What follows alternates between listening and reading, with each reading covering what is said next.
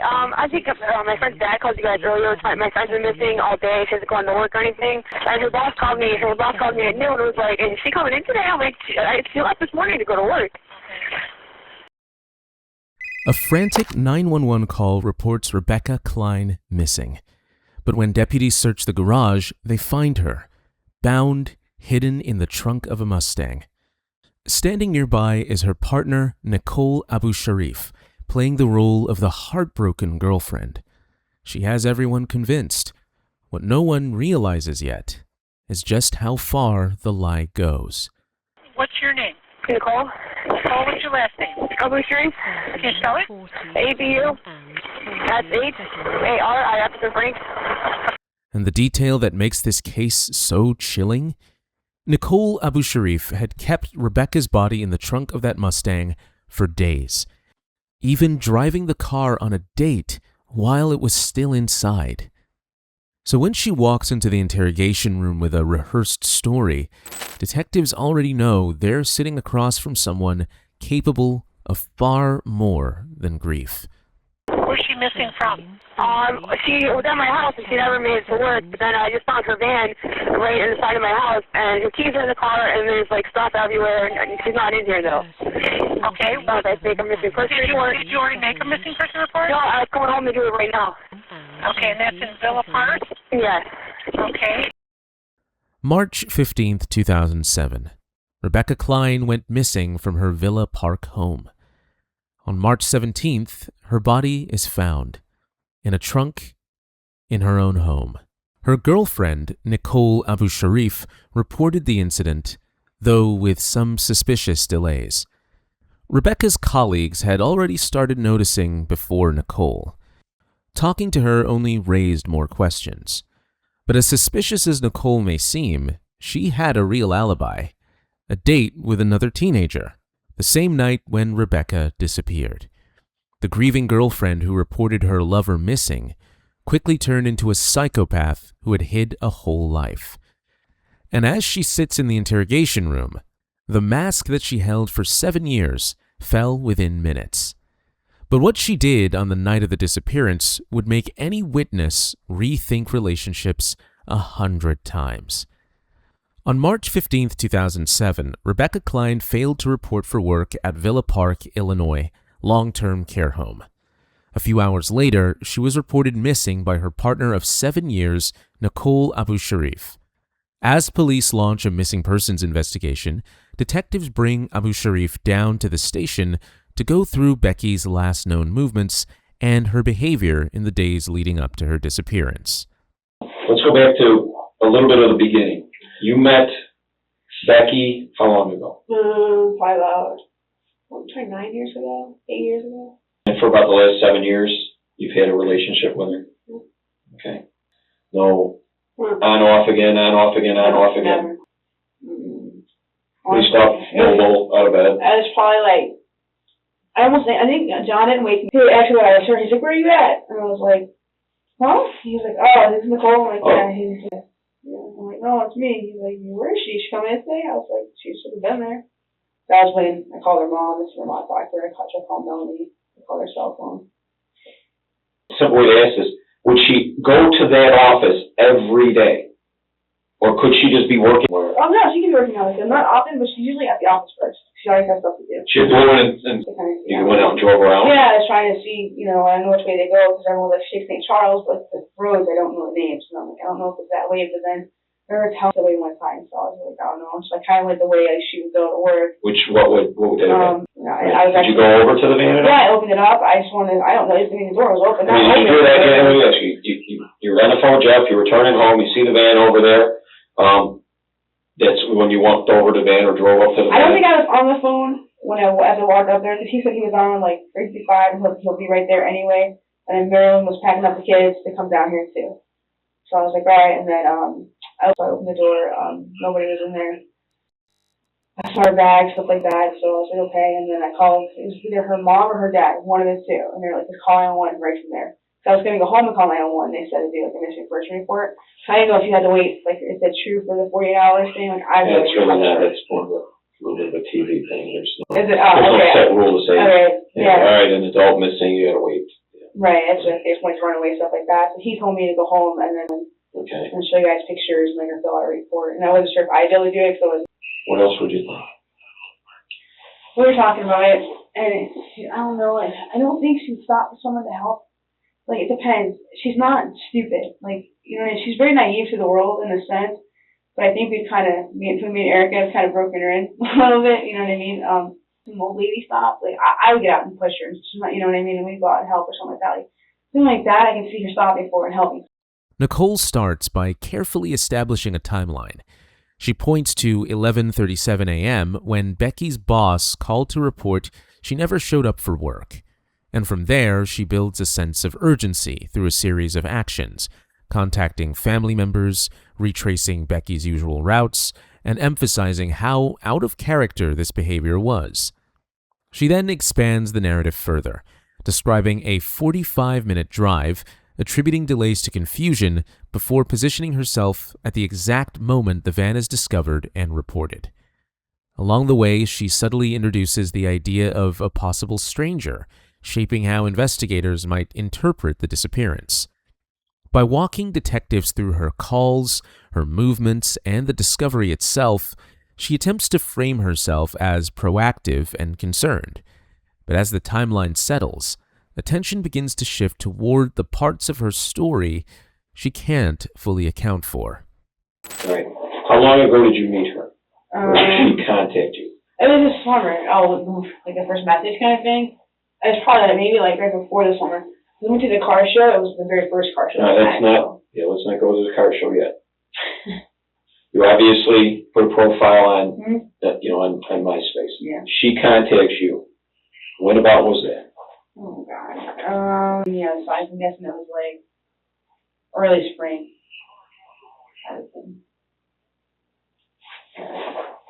How much do you think you guys corresponded back and forth via emails? Not really. It wasn't that much. Because I was telling Becky actually that I want to make friends. That it's like, and I love being with her, but I kind of want to, like Becky go to the car, she's like, I need a separation like this. I need something that's mine again. You know what I mean? Like, not saying it's a bad thing. It's just kind of the used car show. She's like, I heard about that kind of thing. It was like that. And that's the first time you met her in person? Yeah. As we talked a little bit, or if your brother-in-law talked, or her brother-in-law talked, a lot of times people don't post their own pictures. Right, yeah. Was she the one on MySpace? Roger was there. Was the barbecue then after the car show? Yeah, it was actually at this house, yeah. Together. And it was basically like repulsed by that. It was just like two girls, and we were just so we really didn't talk. That was kind of the end of that. Okay. Well, she was, appalled by that. You meet a little bit, you get, interest in cars. You go to the car show. Is that when she found out that you were with Becky? Mm-hmm. Okay. If she's appalled by that, why did she come over to your house for a barbecue? No, that was when she found out, when she came over for the barbecue. Okay. All right, let's go back. When about do you think the car show was? I think it was 6 months ago. Did she come alone? Mm-hmm. Yeah. Were you guys still corresponding? Obviously, you saw Rose. New Year's. And she was there for, her boyfriend broke up with her, and she's probably there for about 40 minutes with that. So New Year's at the house already? No, it's family. This is family. It was no big deal. But it was at the Villa Park house? In the basement. Roger, really cool. Was she alone there? Yeah, her boyfriend broke up with her that day. That night, actually. And when else did you see her? That was it. And then until last night. And it was probably, I know it was after midnight. I know that. And she didn't even come. How do you know that? I mean, just when you're throwing it. Because a lot of things were fuzzy. You were really passed out. Yeah. And listen to me. We go back to the early part of the interview where I talked to you. Becky had fixed you Theraflu. You were falling asleep on the couch. Shortly, 10:30ish maybe, if the news was ending, you guys go to bed. You don't remember waking up at all. Right. Think about what you told me earlier. Right. Okay. Until. I've never seen before in my life. What's the conversation? What did she say to you? Rose up and said, Rose is really drunk. and can I leave her car here? And then they ended up actually taking her car and leaving the other girl's car. This was another girl she was with? Mm-hmm. Can you describe her at all? Remember? White, black, Hispanic, Asian? Hispanic. As the focus begins to shift, Nicole brings up Rose, a connection that started online but is quickly downplayed, described as distant and insignificant. She subtly reframes the relationship, separating it from Becky entirely. But this fits a broader pattern. Nicole reportedly reshapes her identity to control how others see her, telling Rose that Becky was just a roommate, claiming that she was a 9/11 firefighter, even fabricating a terminal illness. Then the timeline starts to lighten. A late-night visit is introduced, explained in a clean, controlled way, with just enough detail to sound convincing. It doesn't come across as a natural recollection. It feels constructed. And almost immediately, that version begins to unravel. She claims she never noticed the car, yet already knows exactly which one it was. In doing so, she creates a contradiction she can't reconcile, caught between what she says she observed and what she clearly knew already. Car that they left at your house? No, I mean, I just actually go out there and actually leave Rose's car here, was a yellow Mustang.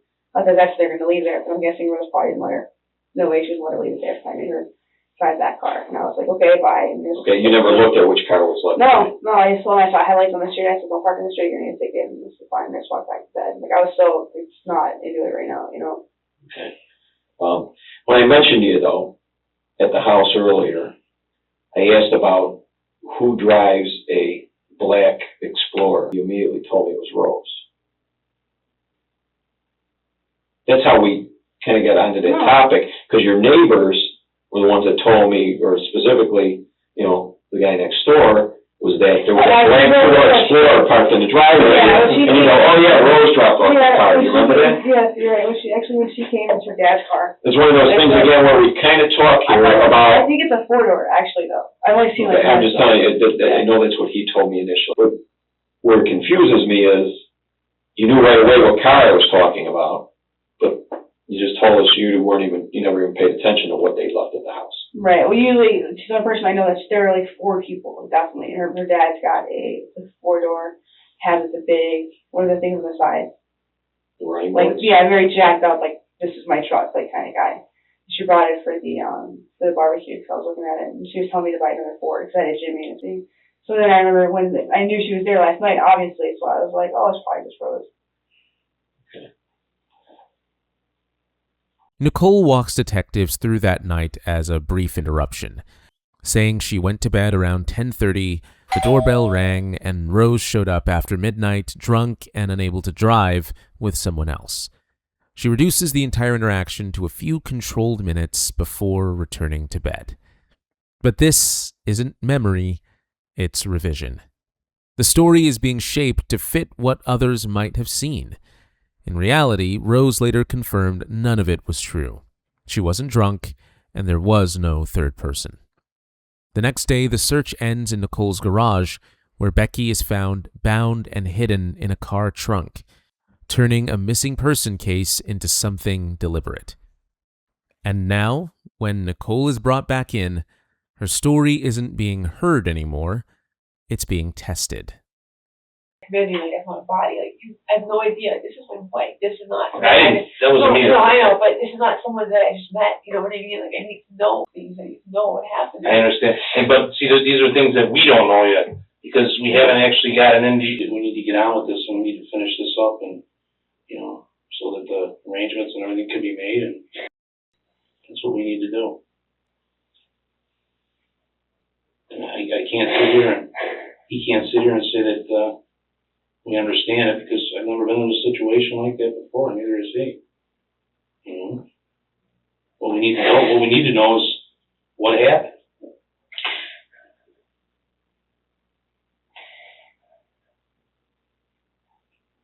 I don't know what happened.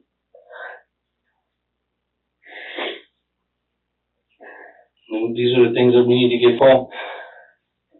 there's a lot of times when people are in situations and As the body is confirmed, Nicole shifts immediately. What looks like grief begins to feel more like performance. She leans into the role of a devastated partner, emphasizing closeness in an attempt to push suspicion away. But detectives don't follow the emotion, they redirect it. Instead of confronting her directly, they offer a way out, a version of events shaped around desperation, one that allows for understanding, even forgiveness. It's not pressure, it's strategy. A chance to admit the truth without fully accepting the role of the villain. But Nicole doesn't take it. She holds on to denial, even as the narrative starts closing in around her. And now the focus shifts to the one part of her story she can't fully control, her relationship with Becky. It was when she first told me about us. Her mom basically sat there and talked to people and said, welcome to our family. Her dad was a little, once he realized that the IRAs, like retirement, stuff like that, and she'd never done before, just because she was older than me, the dad was like, okay, she's not letting anything slide, like, you're not doing stuff, you know. Melanie had a really big problem with it, and her family was so important to her that was really hard on her, and she had to sit down for a minute and think of, is it worth my family? And I told her, if you want to go, I'm not worth your family. And I've never seen anyone like that unit. I'm not worth that. You know what I mean? She actually went to a gay counselor or whatever. She went a couple of times. One, we went together once, and then she went twice, and she was like, I don't need it. You know, and then like 6 months later, Melanie called her, screamed at her about the cause for I got the flu. And Melanie. Melanie, okay. And Becky sat there and cried with that, and she was like, I don't care what you say. She said, I love her. And there's never been a problem. She thinks she was just scared she was going to lose her family. You know what I mean? Mm-hmm. That was it. And we were still at the Walmart house, and we were there like 3 days after that. Tell you, I was the guy I would tell you if I'm sitting here, why wouldn't I say this happened, you know? I think maybe you're a little upset about it, which obviously is normal. But I mean, this had to be tremendously hard for you, you know, with this on your, you know, mind, you know. Last night I wanted to call her voicemail. I know you had her phone though. I didn't want to hear it. I just wanted to hear her voice, you know. Yeah. You loved her, huh? Yeah, I swear I did.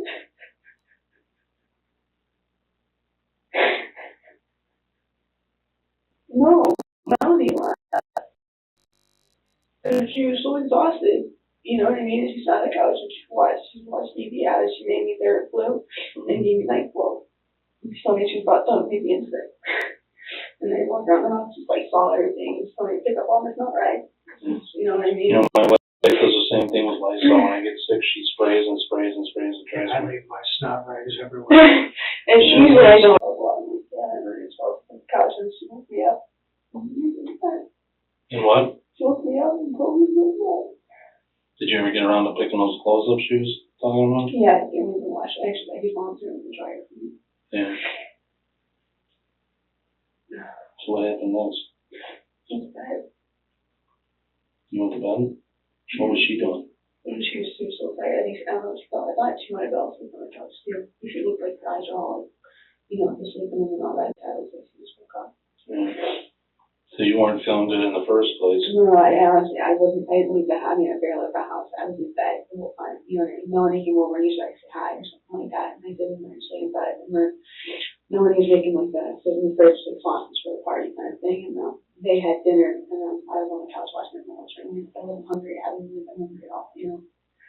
When did, I know they comment, Melanie can cook really good. And I said, I'm like, if we ever break up, I said, you still make me dinner. They have two nights. Melanie cooks is always good. when Rose came over, where were you at? Were you sleeping? Yeah. Where was, did you wake up then when she came over? And the doorbell doesn't work that much. It's like that. Yeah, slide your note on the door. Yeah, and the dog is going fucking crazy. Did you wake up then? Yeah. Did you answer the door or did Rebecca answer the door? No, I answered the door. Where was Rebecca? She was still sleeping. Where was she sleeping? In the bedroom. So what happened when you went outside and met with Rose? Her friend said she was really drunk. Really? I can't hear you. What happened? Her friend said that she was really drunk. And Rose's friend said that Rose was drunk? Yeah, he was in the car here, and they were on the street. I said, go ahead. I said, just pull the bottle off them. You're going to get a ticket. Yeah, those cops are ready to And then you're going to get in the porch. They didn't want to call in the porch and just, so I was so out of that. So like the time, Yeah. What time did she come over? I don't know. Honestly, I don't know. And we followed, I know Becky turned off the TV, the news was on. I'm not sure, I don't know. As Nicole walks through that night, her story settles into a version of controlled normalcy. Cleaning, routine, and small domestic details that make the timeline feel believable. This isn't memory, it's construction. The Lysol, the laundry, the exhaustion, every detail is carefully placed to suggest an ordinary evening while quietly explaining away anything suspicious. Detectives let her continue, not to follow along, but to evaluate it. Because while she's building her version of events, they're measuring it against a reality she doesn't realize they've uncovered. And as they begin to confront her with what they know, denial alone is no longer enough to hold her story together. I went to go up to the bathroom. It's kind of both ways now. When I'm watching the news the first time, when I start crying, when I go to the bathroom, I drew up. It's fine. I just do that, I guess. I'm not really upset. Mm-hmm. So what do you think, Nicole?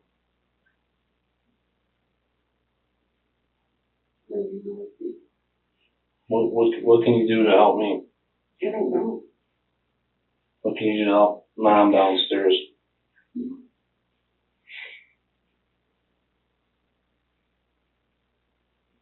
You see the size, but I can't, you know what I mean? I couldn't do anything to her.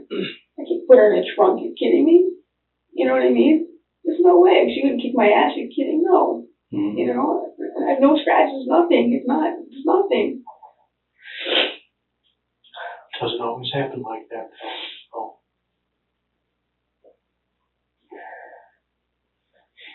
Well, part of the reason why we came in here to talk was one of the things you said consistent with what we found. I'm not going to go through the list of things. And what Todd here said is absolutely true. Everything that happened is past tense. Everything that's about to happen happens right here.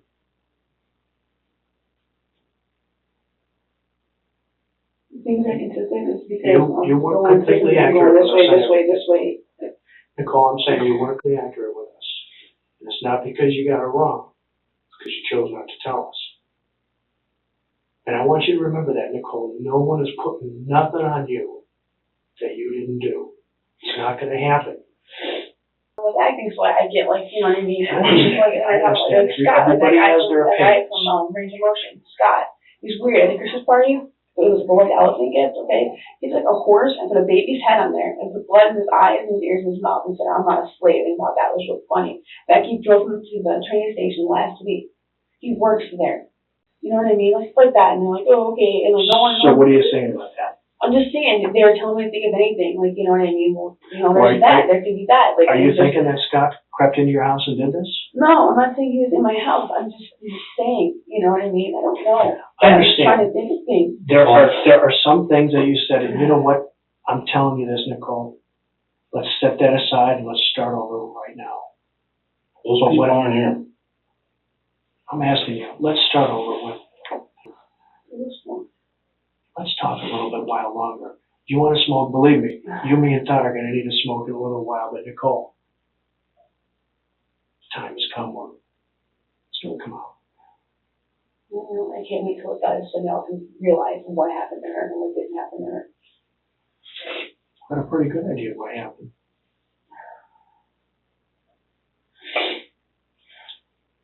And I think there's also a pretty good idea.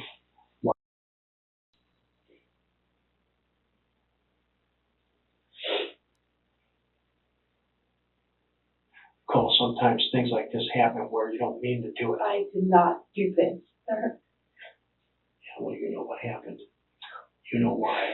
You know why she is the way she is right now. No, I don't. I think you do.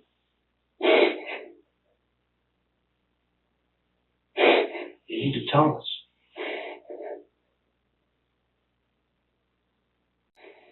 Nicole, I'm not trying to be cold to you. You're a human being and you're a good woman, and that'll never change. But you know that this just isn't going to pack up and go away. Am I right? I know. I'm not going to violate anything on you. I'm not going to violate the good nature of this woman sitting right here in front of me. And I'm not going to put nothing on her that didn't happen. And I can answer a good majority of questions right now. With physical evidence and the evidence that we have and everyone coming forward right now. I'm not going to tell you who all is here.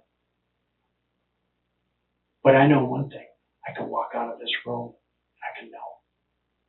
That's up to you. No one's going to rip it out of you. That is all up to you. And there's another thing too.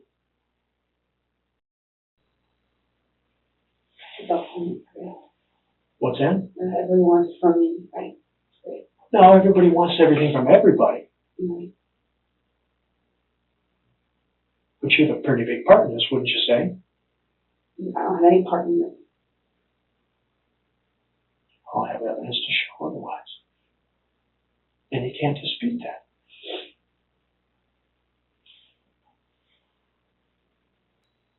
That you could help me with.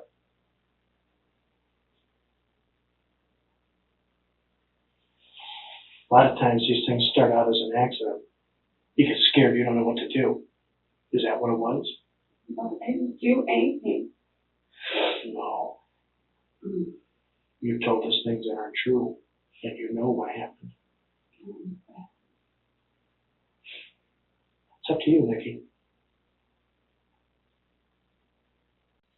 You could sit there and hide your face from me and say, I don't know what happened. I don't know what happened there. You just woke up one day and there she was in a car.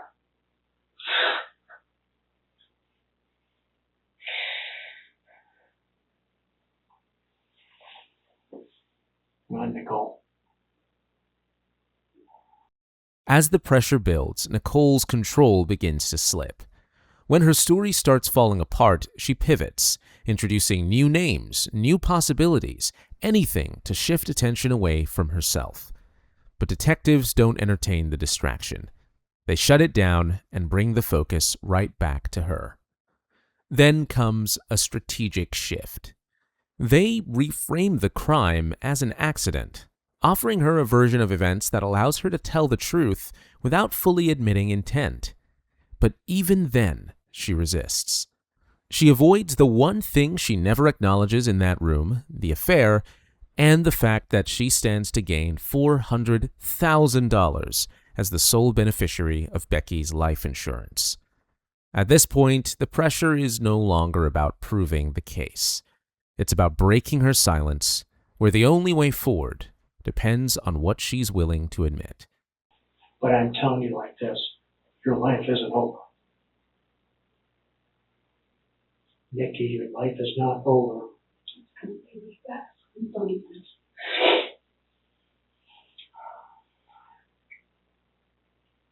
Have you ever been suicidal before? No. No one's looking at your life being over here.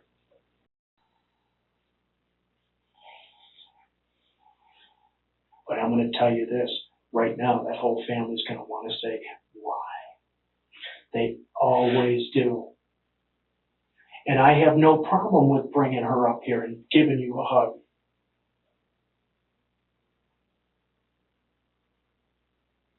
The way things stand right now, I've got a big problem with it. So does she. Let me ask you a question. Are you just saying that? Or do you truly believe that inside your heart? No, Mom deserves to know. Our whole family deserves to know. Everyone does.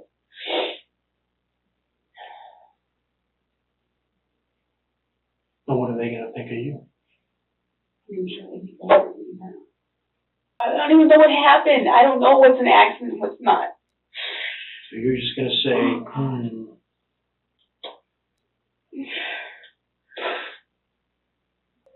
Well, apparently now it's just the lawyer, right? You know, that's up to you. I told you, Becky, you're a human being, and I respect that. What the hell's going on? Somebody's just going. Well, if you want one, just say the word. Is that gonna bring resolve to these people?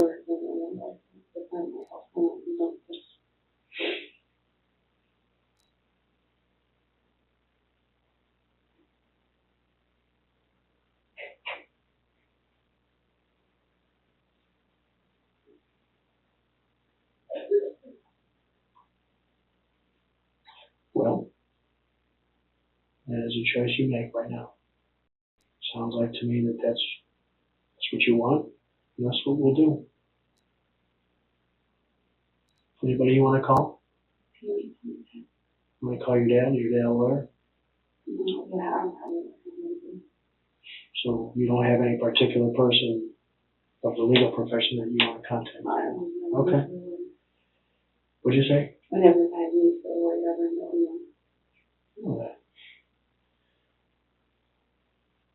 All right. We'll take a break. Nicole's attempt to frame Becky's death as a disappearance or even an accident ultimately collapsed under investigation. Instead, she was charged with first-degree murder, and her trial began on April 20th, 2009. After weeks of testimony and mounting evidence, the jury found her guilty, and in early June 2009, she was sentenced to 50 years in prison with no possibility of early release.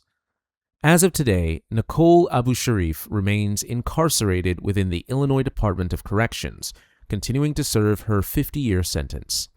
Given the length of her sentence, she is not expected to be released until much later in life.